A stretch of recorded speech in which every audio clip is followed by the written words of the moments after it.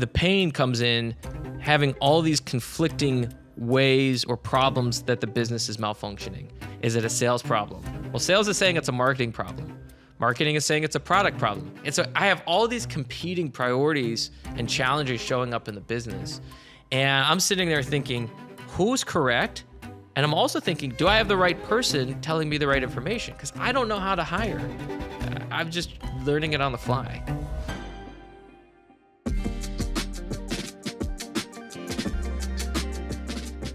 I have this core belief, and that is that success leaves clues. Every successful founder leaves behind a trail of decisions and hard-earned lessons that you can follow. On this show, I am hunting for these clues and piecing together what makes great software companies work. This mission is what led me to David Cristello, the founder of Jetpack Workflow, a multi-million-dollar SaaS company serving accountants. This story is built on thousands of customer interviews. It's about a founder who raises a ton of money one time from a random guy going town to town in an Airstream, only to find himself stuck in what he calls the money trap. I'm Johnny Page, and welcome to a new episode of Titans of SaaS. You ever hear a story that just sticks with you? Through the hundreds of business books I've read and thousands of founding stories I've heard, today's story is one that I haven't been able to forget for years. You see, I first met David 8 years ago at a workshop for early stage SaaS businesses, and I couldn't believe what I was hearing when he told the room how he got started. Today, he has a successful SaaS business, he's got a podcast with over 350 episodes, and he's written a business book for accountants, which is impressive all on its own. But what makes this even more interesting is that throughout his childhood and into his college years, he wanted nothing to do with business or entrepreneurship. Going into college, I was anti-business, I didn't know the word entrepreneurship. All I knew was there's small businesses that struggle a lot. And I knew there's corporate America. I was like, I didn't want to do that. And I couldn't figure out what to study. And so I picked the easiest major I could find, which was psychology. And I thought it sounded impressive. I didn't know what I would do with it, but it sounded legitimate. And so I picked it, graduated. And around the time I graduated, came across 4-Hour Workweek. And I was actually embarrassed to buy that book. I had to hide buying that book because I'm like, I don't like business, but I saw his TED Talk and it got me interested. He was talking about learning all these different skills. And I don't know who this guy is and how he's learning so much, but he has this book. It seems really hokey. I'm going to pick up this book and see what it's all about. It kind of opened my eyes to the concept of entrepreneurship. Like, I didn't even know that was a thing, to build stuff and launch stuff and be creative and have full accountability over these things you get to build. And so I got out of school. I'm a social worker. I'm working with kids on the autism spectrum.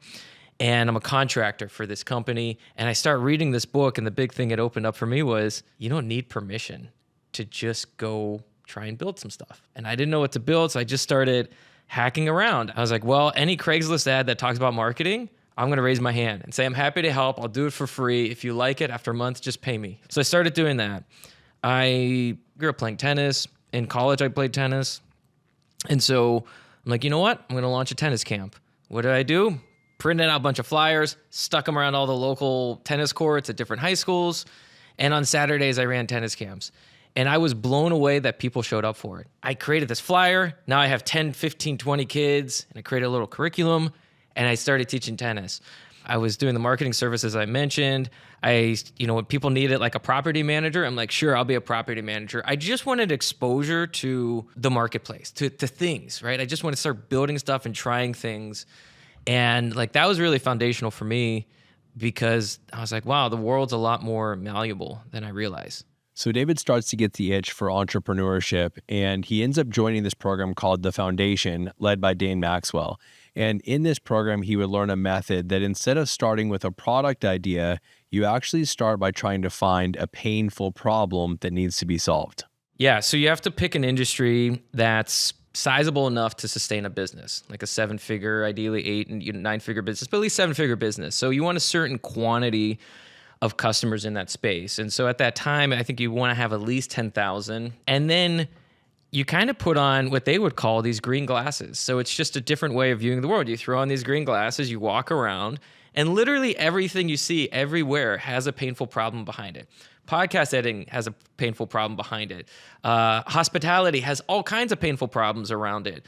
Every local business has tons of painful problems. So it's just a matter of where you want to kind of point your passion. And I'm like, I'm all in. I'm going to try this thing. And, if it fails, I guess I'll go to law school. I don't know. I have to figure out something. But I just believed in this process of the biggest barrier to a successful business is finding a paying customer. So rather than wait 1 year or 2 years after you launch the product, go to the market, become passionate about the painful problem, and build a product from that space and kind of work backwards. Initially, I started with dentists, right? I'm like, I don't know. I'm assuming they have good margins. They do use software. I looked in the space. I saw some big software players in it. There's a lot of dentists in the United States. I think I can get the owners on the phone. So I'm going to start there. I spent 3 months talking with dentists, really learning how to interview people, really learning how to sit with this uncomfortable silence, really learning that it's okay to talk to strangers. We grew up and you're not supposed to talk to strangers. And then as an adult, like strangers have everything you need, right? Like everything's behind a stranger. And so I talked to dentists for a while, and I get them on the phone, and I'm saying, what are your priorities for a given week? What are your most painful problems? What's a piece of software you've been looking for, haven't been able to find? What makes you want to punch the computer screen every time you open up the software? And at the end of the 3 months, I walked away with, I thought I had the problem nailed. And it was this thing around everybody forgets their dental insurance cards when they come to the dental practice. And so the front desk constantly has to open up a half a dozen different insurance providers, type in the information, and then, make sure that this person is legitimate. They have like the dental insurance. And I'm like, oh my gosh, I found it. This is amazing. It took me months of failed interviews, bad interviews, trying to figure out how to write the emails, how to have these conversations. I'm like, I finally found it. And I asked a couple more dental practices, and they had a similar painful problem. And when I started to get to the point of the interview, so as part of the process, when you nail down the painful problem, you can ask the prospect, okay, I'm hearing the pain. I'm hearing this is roughly what the solution should look like. If I were to solve it, what do you think is a fair price for you to pay? And I love using the word fair. That's, that came out of the foundation, because fair really puts people in a position where a lot of people view themselves as a fair person. So they're not going to give you something too high, too low. They will give you a fairly accurate description of the price. And what I was finding is people did not want to pay for this thing at all. These dental practices did not want to pay for it. They're like tens of dollars, maybe. And I'm like, oh man, you can't build a business, B2B, SaaS, first time around with $10 a month. It's so hard. And I realized that only the worst run dental practices had this problem. And I was so bummed out. I went through this thought experiment at the time. I'm like, okay, let's say, I'm just done, right? Like it's not going to work. It didn't work for me. I'm going to go get a job. Maybe I can get a marketing job since I was learning a lot of marketing stuff. Okay, I go get a marketing job. What does that look like? Wake up at 7, go maybe exercise, leave at 8, go to the office at 9. I imagine this cubicle. And I have to imagine this because I have never had an office job. So I'm just imagining what an office job would look like. And I realized I would just go back to trying to build a business over and over and over and over again. And I would spend evenings trying to figure out the next product to build. I would spend weekends trying to build the next product to build. And I realized that there's kind of no way out, right? And so I'm here and I want to be here. And, right now I don't need to go get that office job. So it's just a matter of trying to put in enough reps, trying to learn from my mistakes and not run out of cash before I figure it out. So David comes to this realization that for him, all roads lead back to entrepreneurship. There was no other career that was going to leave him feeling fulfilled and like he'd reached his full potential. So he gets back into the game, searching for a painful problem that needs solving. I cold emailed a couple dozen law firms, and I cold emailed a couple dozen accounting firms. Why accounting firms? Because I drove around, I saw an accounting firm, and I'm like, I bet they have problems. They seem like really nice people, and I bet they have problems. And so I did New York City accounting firm, emailed them, hey, first name, quick question, subject, what's your most painful, time-consuming thing about running your practice? And this guy from New York City, he called me up. I had this unknown number from New York City But he calls me up. You the kid that emailed me about the painful problem? Like, yeah, that's me. He's like, you got 10 minutes. I got 10 minutes. He's like, all right. And he went on this rant for 10 minutes about how much he disliked QuickBooks point of sale systems. And I'm like, wait. Before you leave, how do I find more people like you? Like, this is great. You're passionate. You're actually angry. And you called me. Like, this is deep level pain for you to call me. And he goes, we're all called QuickBooks Pro Advisors, a whole database of us. Go look us up and you can message us and good luck. And kind of hung up and left. And I was like, whoa. So every day, scrape a list of 100 emails out of QuickBooks Pro Advisor database. Send out an email every day. That was like my reps in the morning. I got to get 100 out, and then I'm going to try to sprinkle in calls throughout the day. So I'd tell people, your lunch break, your commute, evenings, weekends, I don't care. Anytime you can talk to me, let's talk. So anyways, I started sending out the emails and just got pummeled with feedback from accounting firms. If I could talk to a person on the phone for at least 30 minutes, you would start digging into really interesting problems. There was one that bubbled to the top, which was this whole thing around checklist management, deadlines falling through the cracks, and it's hard to hold my team accountable with all these moving tasks and due dates. And I'm looking at this, I'm like, checklist software? I mean, even when I started, there was a million task management tools, and Asana was like 2 years, 3 years in the market, and they're blowing everybody away. I had one guy that was local in the Pittsburgh area, and I said, Will, can I come to your office? Can I show you Asana? And man, you're going to be blown away. You're going to love this tool so much. I'm going to document it. I'm going to document how we set it up. I'm going to show it to everyone else I've been talking to, and then we'll go on to the next problem. But there's a solution, and you guys must not know about the solution. So I go to his office, sit down with him. He opens his spreadsheet on one screen. I put Asana on the other screen. I'm like, all right, Will, have at it. What do you want to put into Asana? He goes, well, the first thing is I want to put about 1,500 clients into Asana. And I'm like, well, I guess we can put that as a project inside of the system. And he's like, okay, that might work. And he's like, well, each client has like 1 to 10 services that I need to put in. I'm like, okay, I guess we'll put that as a task in there. And he goes, well, each service has like a checklist of like 5 to 12 things we need to make sure we do to stay compliant or get ahead with the client. I'm like, well, I guess that could be a subtask inside of this system, right? You could tell that the system's like cracking right now. Like it's not holding up very well to his use case. And then he goes, well, great. Now that it's all in there, I want to see all my bookkeeping clients with something due this Friday, hasn't been started, sorted by my team. I'm like, it's impossible. It's impossible. You can't do this inside of the tool. It's not built for that. I can't organize subtasks in the task under the project to do that. And I had asked him, why don't the legacy tools work? And he gave all the regular, legacy reasons. They're clunky. They're overbuilt. It's hard to set up. And it was from there, I was like, I think I understand why this is a problem. Legacy tools are challenging in this way. Generic tools they don't focus on recurring client management. And that's really Will's problem, is recurring checklist, recurring client management. And he's using spreadsheets. So it was really holding up some of the dreams he had for his business. And I'm like, I'm kind of getting chills just thinking about it right now. But anyways, this was really holding him up.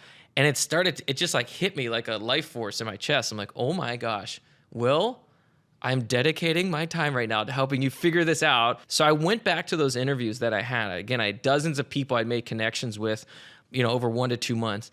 And I said, hey, everyone, Will was telling me he has this problem with standardizing his work, automating the recurrences, and tracking it in a really simple way to make sure that client work gets done on time every time. Do you have that problem? They're like, yes, that's what we've been trying to tell you, David. That's checklist management. That's what we've been trying to tell you. And I'm like, oh, got it. Okay. I was like, all right, give me a couple days. Let me follow up. So I put together a pre-sale pack. I said, imagine a world where you actually had things automated, full transparency. You could take time off knowing that your team was fully accountable. I'm thinking about building a software solution. This is how it would work, and this is how it would look, and and this is what it'd help you do. But before I do that, I need to know you're serious. And how do I know, a business owner is serious? I need you to put cash down. I need you to put money down to know you're serious about solving this problem. Everybody could talk about something being painful, but if you ask for any dollar amount, then it's painful. So I said, if I get at least 3 pre-sales, I'm going to go figure out how to build this. And if I don't, or if I build something you don't like, I'll refund your money. But I need at least 3. And so the first person I sat down with was Will, of course, right? So I'm like, Will, here's the pricing. I showed him small, medium, large. I said, small, you're going to get 3 months of the software plus 20% off for life. It's $125, which I was like, that's crazy if he pays me $125. The second one was $250. I was like, you get 6 months free, 20% off for life, and this, that, and the other thing. And then I put the ridiculous one to help anchor the middle one. I said, if you want lifetime access to the product in perpetuity, $2,500, you just get it for life. And I put that there because I wanted 10 people to give me $250 because I thought at the time $2,500 would get me a V1 of the software. And so Will looks at it and, you know, being a good accountant, he's a pretty serious person, right? And you know, he looks at it and he looks at me who had probably had 2 hours of conversations with his entire life. And he's like, well, I'm in. And I was like, oh my gosh, $250 in the bank. I'm so excited. He goes, no, I'm in for $2,500. And everything was like a blur for me at that point, right? Like I was just, adrenaline rushed through my brain. I'm like, did he just say, I had to ask him again. I said, can you point to it? Because it was like, which one do you mean? Point to it so I make sure. And he pointed to it. It's $2,500, lifetime access. You know, I told him, look, if I build something you don't like it, I'm going to refund your money. But I was all in. I'm like freaking out. I'm like, I'm going to build this thing. I go to other customers. Once you get one, you can get more than one. You know that better than anyone. So I got one and I ended up selling 9 more. Nobody else took the lifetime, by the way. Will was the only one, but I got 10 and I was like, man, I'm off to the races. So now I have the easy part. I'm going to build the software. Did you hear that? The easy part, building the SaaS product. The same ambition that takes David into a world full of CPAs with the confidence that he can build a business and solve their most painful problems leads him into building a software product without a technical background. Let's take a moment to thank today's sponsor, SaaS Academy. Whether you are bootstrapped or venture-backed, growing a SaaS company is tough, but you don't have to do it alone. SaaS Academy helps founders unlock their company's full potential with expert coaching, proven playbooks, and a network of peers who have been in your shoes. From scaling your team to perfecting your pricing, SaaS Academy is going to give you the tools to win. So if you're ready to level up, check out saasacademy.com and find out how they can help you grow faster and smarter. So I have the pre-sale pack. I have 10 customers. And I just started asking around. I did Startup Weekend in Pittsburgh, so I knew some people that were building software products. I was like, who do you know? I'm looking for somebody. Can you help me in any way build this product? Found somebody. $2,500 later, I had nearly nothing working. And the product, you know, a basic looking product that nobody could use. I found this developer through another mutual friend. He built out the V1 that people started to use. The problem was, not so much the developers, but what I handed to them was essentially a brochure. I said, guys, here's the pre-sale pack. Build me this thing. And they're like, okay. So it's not surprising that the first one was like, I will do my best to build this, but okay. The second one, you know, we got there. We got something that people could use and provide feedback on. And it was around that time I got my first investment check. So I went into a local accelerator in Pittsburgh. They gave me $25K, and I could use that $25K to keep paying a developer to build out the product. I ended up working with him for about 2 years on that first version. So with a dozen pre-sold customers, a $25,000 check, and his first developer, David's next move takes him all in on the business. About a month after I got married, I had to tell my wife, hey, I'm going to jet over to Santa Monica for a couple months and try to raise money so I can go full time on this. And she's like, do it, you know, like it's gonna be hard, but go ahead and do it. And so I went and I crashed in spare bedrooms and I pitched investors up and down kind of the West Coast. I had something that a lot of people didn't, which was paying customers, you know, relative to the size of the business. And so by the time I was pitching them, I had maybe 20 or 30 customers, maybe 40. So I was getting some early success stories. I was getting feedback. And so when I went to pitch, seeing that I had real customers using the product, and then I figured out how to build the product was my sole selling point, essentially, for like why to invest in us. Like that was it. So, you know, there was a lot of no's. I mean, in hindsight, it was fortunate, but we didn't have a traditional VC back us in the early days. And that first angel investor opened up the next 5. It's just like the first pre-sale opened up the next 9. Getting one investor, it's like I got one investor who doesn't think I'm crazy. Now I can get 2. If you get 2, you get 4. If you get 4, you get 8. And so I just would do a lot of these one-to-one conversations. I raised about 150, 200 grand, came back, and some funds in Pittsburgh said, okay, we'll do another 100. And so I had 300K in this kind of seed, pre-seed, whatever you want to call these things. And I'm like, that's enough to pay me. And that's enough to hire probably 2 people, and we'll grow the company from there. So I went full time. And so April 2016, I got my first paycheck ever in my life. Kind of around that time, I was like, Facebook ads. Gary Vee keeps talking about Facebook ads. Why does he keep talking about Facebook ads? One day I opened up the Facebook ad builder and I'm like, I'm going to run an ad. And I put the cookie on and I'm going to run an ad targeting accounting firms. And I put it on.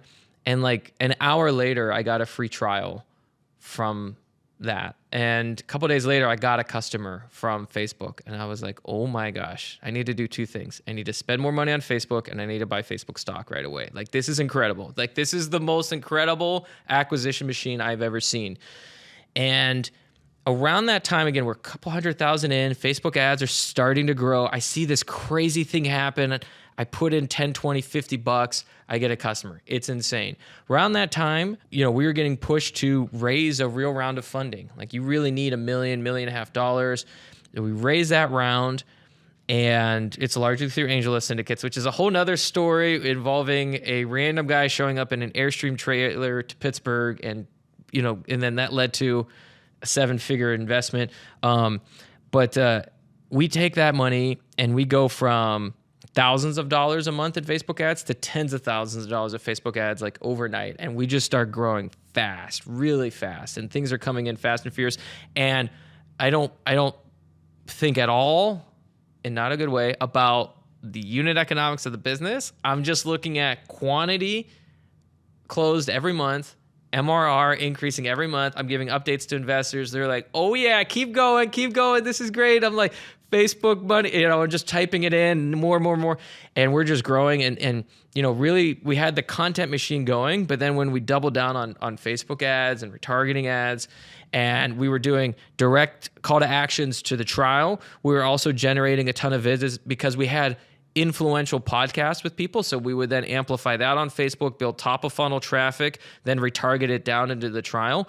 And we grew that well above $1 million ARR, and we went there pretty fast. This guy came through and he goes, I'm doing a tech tour of, non-coastal cities, right? I want to find the hidden gems. And he kind of went to Pittsburgh and Charlotte and whatever, Raleigh. And he was like, who's building stuff here?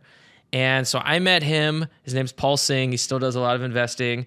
And he's like, I like you. You got customers. And I'm like, yes, I do. I have customers. He's like, this is great. He's like, I love to bring you to the syndicate. And I was like, all right. And I had zero expectations for syndicates because I had to grind so hard to raise like $300,000, like so many no's and so many pitches. It's so hard to get a 20K check, 30K check. And Paul's like, he's like, I'm going to do a couple $100,000, that is facilitated through the syndicate. I'm like, sure. Okay. Sounds great. And he's like, give me your stuff, give me your materials. And he goes, it's going live in a week. I'm like, all right, great, whatever, probably get nothing. They launch it. At that time, I'm taking a short trip with my wife. I get to the cabin, it's 8 hours away. I open up the syndicate. It's like 70% full in the first 24 hours. And I was like, what is this thing? AngelList syndicates? I was like, you literally did in 8 hours or whatever it was, more than I could do in 8 months, raising money. And so that was this spark to go out and raise the bigger rounds because we had that good AngelList syndication, got a couple 100,000 there, and then we started getting other micro VC firms to put in a couple 100,000, and then, and some getting to 1.5 million. So Paul shows up in a trailer and convinces you to raise initially through the Angel Syndicate, and that ends up becoming a $1.5 million round.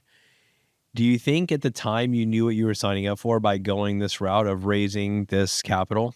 You go from feeling like you never have enough money to feeling flush with cash. So you're like, we can do anything. We can do everything. And what are you supposed to do? What are people telling us to do? Got to double down on everything. Something's working, double down on it. And you need to flesh out. You need to build out the team. I'm like, great. I need to figure out how to be the CEO. I need to figure out how to build the team. I need to double down. So Facebook ads, we need more. They're not working as well. Doesn't matter. Keep spending money there because we need to grow. Everybody's expecting us to grow.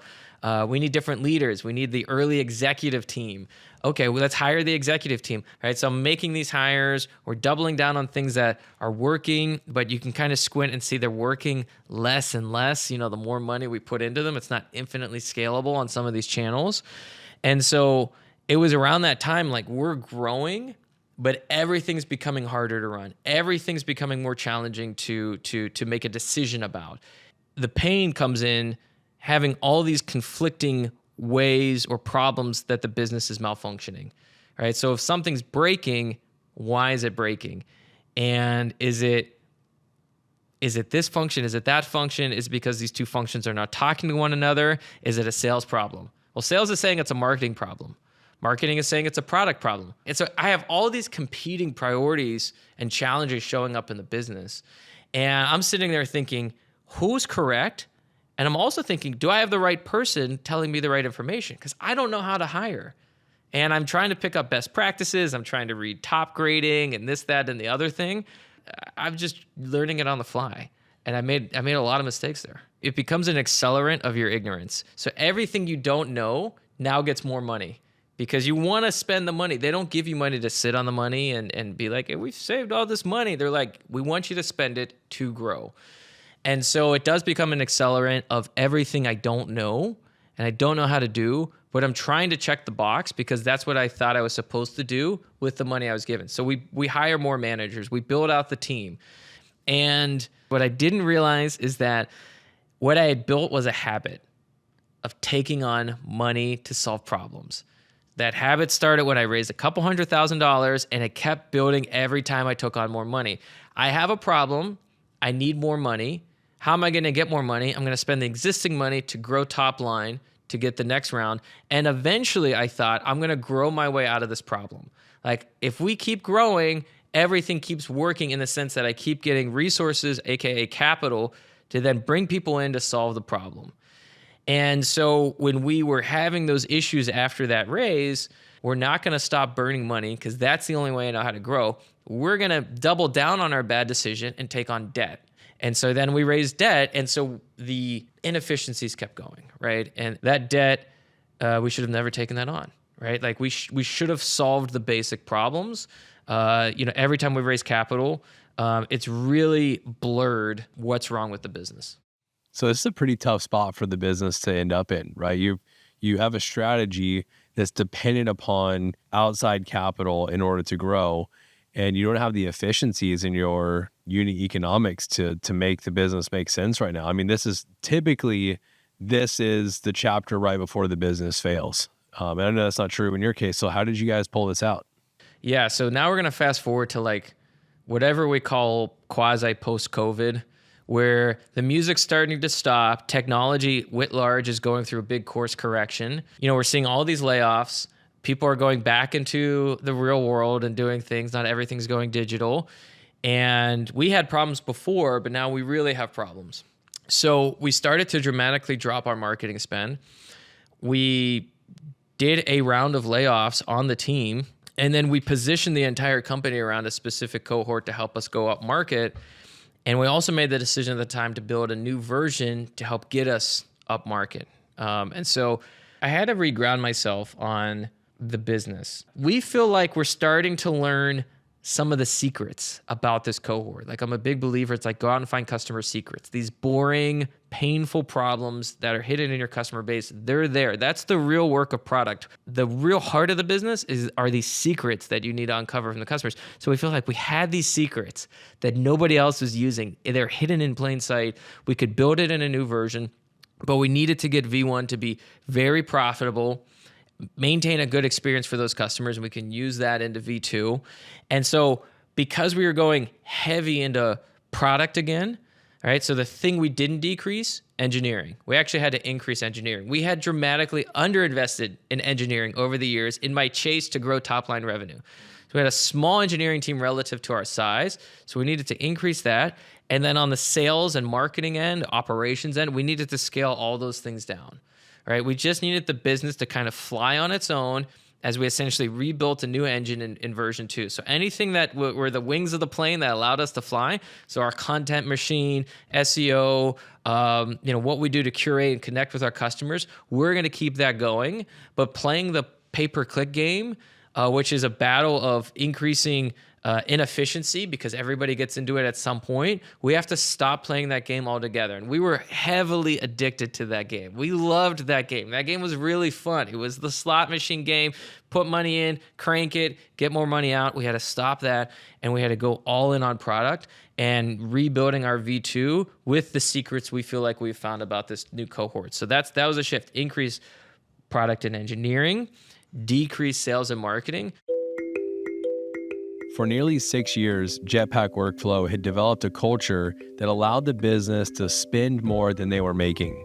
So it seemed like a great thing. The ability to raise capital and get experienced business leaders to fund the business ended up being the very thing that threw the business off track. It hid the fact that they couldn't efficiently acquire customers, that they were bringing in customers that weren't the best fit, and that they had shifted all resources away from product towards a growth at all cost strategy.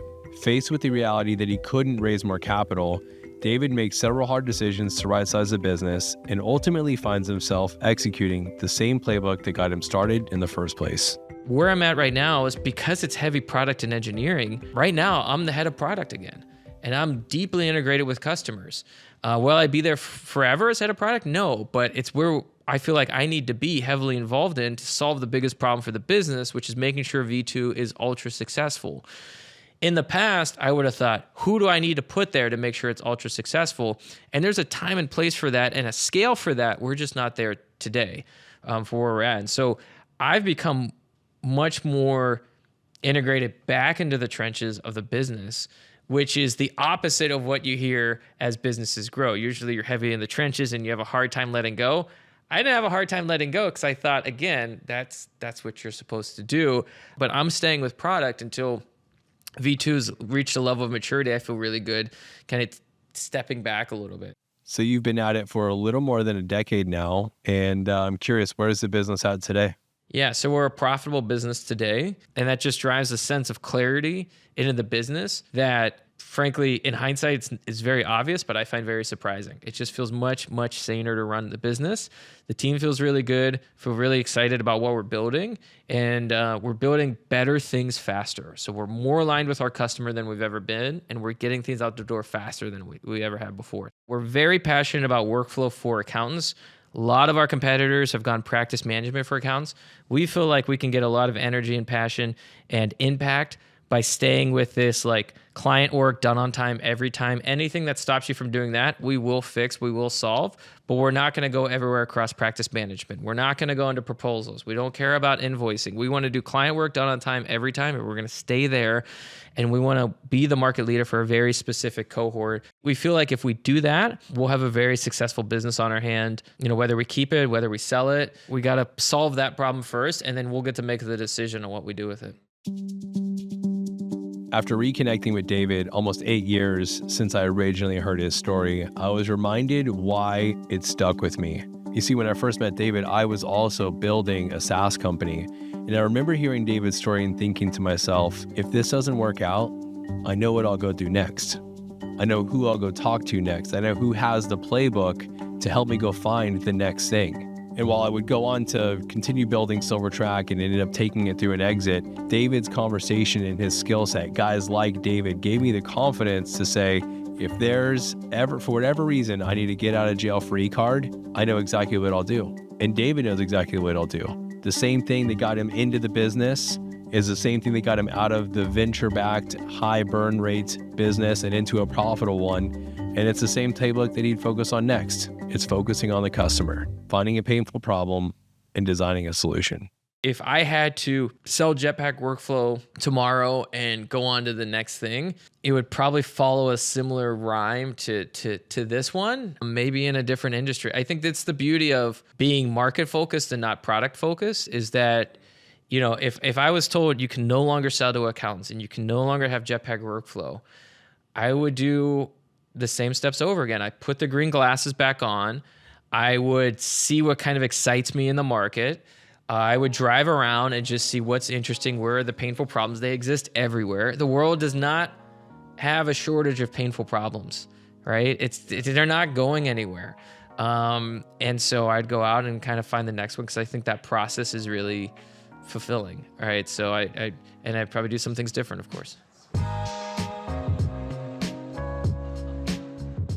All right, guys, it's time for a segment that I call Success Leaves Clues. This is a part of the show where I get to share what I think made David successful. And today I've got 5 of them that I'm going to share with you. Let's dive in. So clue number 1 I've titled Falling in Love with the Problem, Not the Solution. Okay, so falling in love with the problem, not the solution. Instead of David starting with a product idea and then trying to go find a market, he developed a method for both finding and validating painful problems that were worth solving. You throw on these green glasses, you walk around, and literally everything you see everywhere has a painful problem behind it. Podcast editing has a painful problem behind it. Hospitality has all kinds of painful problems around it. Every local business has tons of painful problems. So it's just a matter of where you want to kind of point your passion, right, for the process. I'm a big believer. It's like go out and find customer secrets. These boring, painful problems that are hidden in your customer base, they're there. That's the real work of product. Product's real work is not points and t-shirt sizes and the RICE methodology, in my humble opinion. That's project management. Great. You need project management. You need to execute. But the real heart of the business are these secrets that you need to uncover from the customers. So the key insight here is that David spent months developing this ability to find painful problems, of asking great questions and listening for what he called secrets. This skill set is what helped him launch his product. It's what helped him write his first book. And it's the skill that he'll use for his next venture whenever that day comes. So if you're looking for some actionable steps here to take away from this, I think a few things that David highlighted were, number 1, schedule those customer discovery sessions for an extended time period. He had mentioned really trust is built and the real insights are unlocked after the first half hour. So schedule 45, 60 minutes to really get to know the customer and get into that deeper level pain. Step number 2, focus on asking those simple questions. He said some of his most powerful questions were, tell me more, or what else? You really got to avoid asking leading questions that are just attempting to validate your current opinion, and instead stay in a curious mindset, listening for those painful problems. And then last but not least, validate that the problem not only exists, but the customers are willing to pay for it before diving into development, which leads me to clue number 2, which is making the market prove it. David didn't rely on verbal commitments. He didn't, in his customer discovery, he said, hey, if I built X, would you be interested? He pushed them to a point of validation where they actually had to pay for it, to prepay for the solution. And this saved him from going down a path of building a product for dentists. If he doesn't ask this last question, like how much are you willing to pay for it, doesn't proceed towards putting together that pre-sale pack, David could have spent years solving a problem for dentists that they weren't really willing to pay for. Conversely, the way that he starts his time at Jetpack Workflow is by pre-selling 10 customers. Said if I get at least 3 pre-sales, I'm going to go figure out how to build this. And if I don't, or if I build something you don't like, I'll refund your money. But I need at least 3. Will looks at it, and being a good accountant, he's a pretty serious person, right? And he looks at it, and he looks at me, who had probably had 2 hours of conversations with his entire life, and he's like, well, I'm in. And I was like, oh my gosh, $250 in the bank. I'm so excited. He goes, no, I'm in for $2,500. And everything was like a blur for me at that point. Once you get one, you can get more than one. You know that better than anyone. So I got one. I said, hey, everybody, got the first customer. I'm trying to get up to 10 customers in. Like, are you in? I ended up selling 9 more. Nobody else took the lifetime, by the way. Will was the only one, but I got 10. And I was like, man, I'm off to the races. All right, so the action here is, if you're early stage, create a pre-sale process, validate, create some mock-ups, and validate that someone's willing to pay for this. Now, it doesn't have to be what you'd ultimately charge, but pulling out a credit card and making a payment requires a level of commitment that, verbal commitments, they pale in comparison. And you can use the same strategy for building new features, right? This doesn't apply just when you're starting up. So if a customer is asking you for new features, have them prepay and validate that that's actually warranted on your roadmap. All right, clue number 3 is escaping the money trap. I think one of David's most valuable lessons here and things that you can learn from his story is that funding ended up covering up the fact that he hadn't established good unit economics in the business. It became an accelerant. And while it can accelerate the good in your business, it can also accelerate the bad. What I didn't realize is that what I had built was a habit of taking on money to solve problems. That habit started when I raised a couple $100,000 and it kept building every time I took on more money. I have a problem. I need more money. How am I going to get more money? I'm going to spend the existing money to grow top line to get the next round. It becomes an accelerant of your ignorance. So everything you don't know now gets more money because you want to spend the money. They don't give you money to sit on the money and be like, hey, we've saved all this money. They're like, we want you to spend it to grow. And so it does become an accelerant of everything I don't know. I look at the P&L and I see profit, and I'm not freaking out of running out of money in 6 months, in 3 months, in 9 months. And I mean, that's a huge difference because I don't feel the call to make short-term decisions over and over and over again. If you're about to run out of money quickly, maybe the right answer is to downsize. But because you don't want to lose momentum, you might, like in my case, I take on debt. Debt was not the right choice. All right, so the key insight here is that before you raise capital, you want to make sure that you have solid unit economics that are ready for scale, right? That you know where you acquire customers from, you know how much it costs you, and you know long-term how much they're actually worth. A great ratio here is your customer acquisition cost to lifetime value. A ratio here should be minimum 3-to-1. So we get 3 times the lifetime value of our customer acquisition cost. So we put $1 in to acquire a customer. We're using fundraising to essentially acquire more than what our cash flow can support. You know, capital should accelerate what's already working, not compensate for the fundamentals that aren't. All right, clue number 4 is to continuously evolve your customer focus. When David went to go make this pivot out of the money trap, as he called it, and into a profitable business, he did the homework to realize that not all of his customers were equally as profitable. There were some of them that stuck around longer, that got more value out of his product, and that were ultimately more profitable.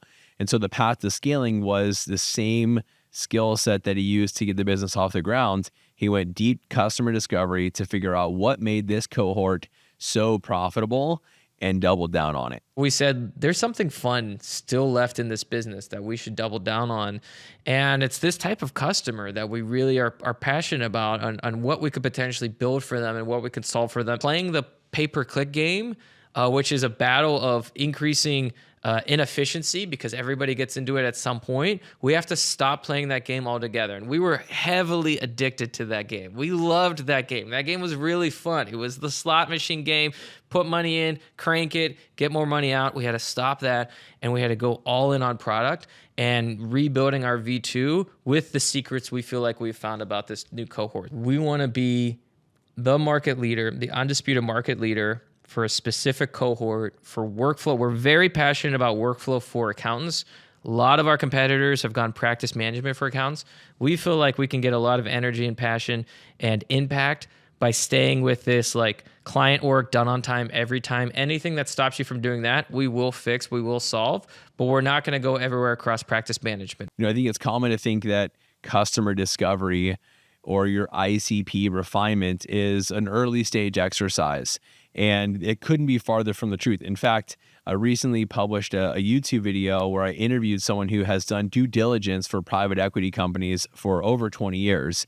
And what a private equity company is doing when they're evaluating, purchasing a company is looking at what is their path to asymmetrical returns. Where in this business, there are some bets that are working really well that are getting us 3-to-1 returns, 5-to-1 returns, and there's some bets that aren't working well. So when they go through due diligence, there are essentially 10 different places that they look to find these asymmetrical returns.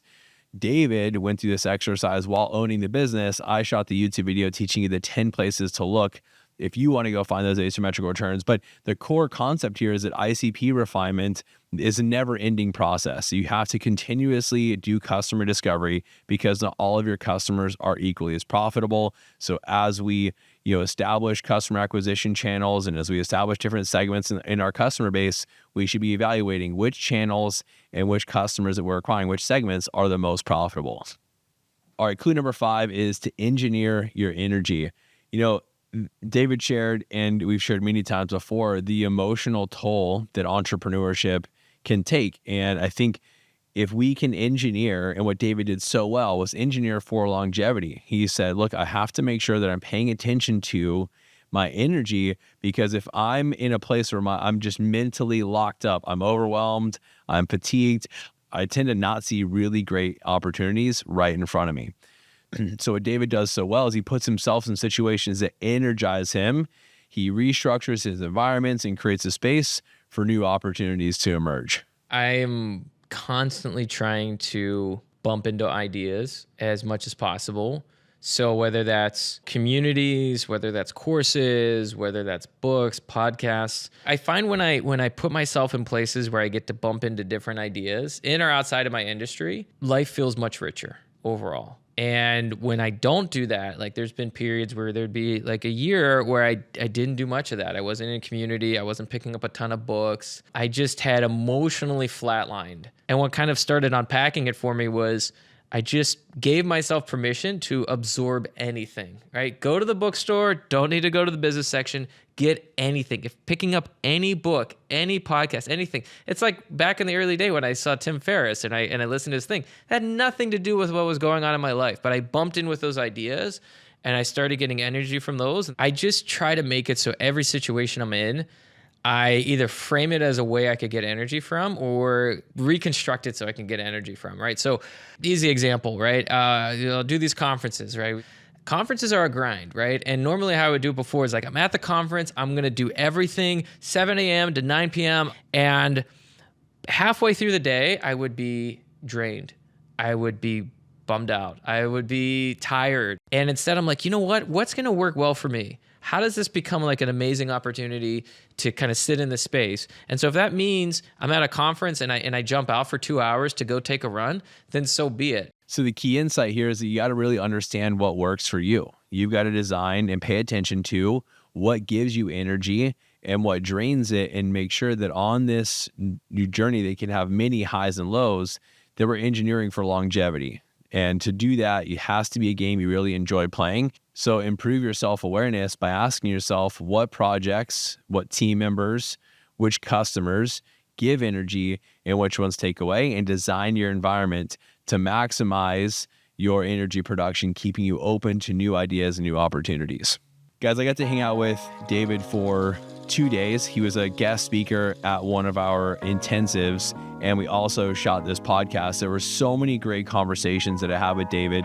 I could only fit a handful of them into today's actual episode. So if you want to get the full-length conversation, David shared things like his perspective on AI and how Jetpack Workflow is addressing this new AI revolution. He shared more on the emotional roller coaster of running a SaaS company and how you can prepare for that. He shared even more on how he finds painful problems, some of the exact questions that he asked. So if you want the full length episode, you can go to Titans of SaaS to get that. Today's episode was sponsored by SaaS Academy. You can join thousands of founders who have scaled their companies using our proven systems and strategies. All you have to do is go to saasacademy.com to learn more. This episode was produced by Nicole Beaulieu, Devin Holmes, and Hayden Danzy. Until next time, stay curious.